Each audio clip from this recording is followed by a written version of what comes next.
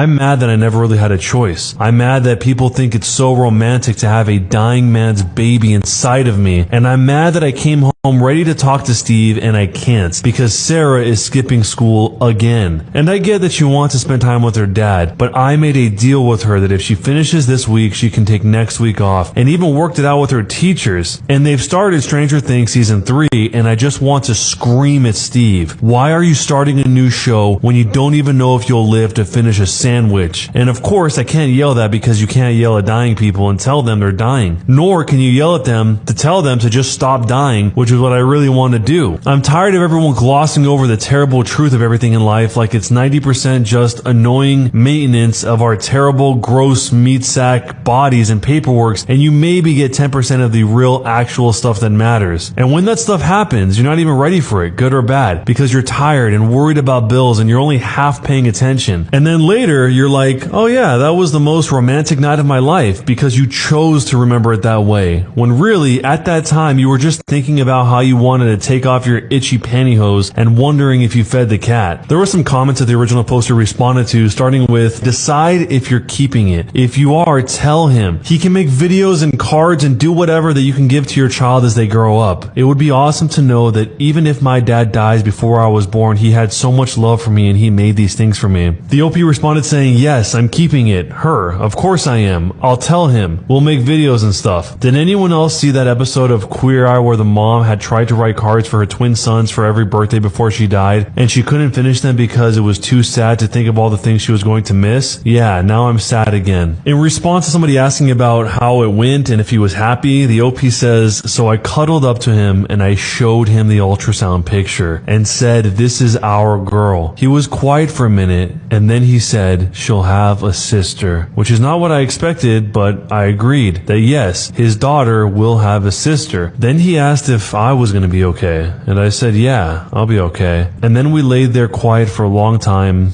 and that was about it. And lastly, there is one final update. I'm not sure if anyone will ever check this again, but for anyone who finds it in the future, Steve passed away a few days ago. We're all okay. Things are okay. I'm doing fine. The paperwork is awful. I'm caught up on laundry. Everyone who read my comment that Steve and Sarah were watching Stranger Things season 3 and didn't warn me about the ending can die in a fire. It was traumatic. What a world. Was I the jerk for telling Steve before he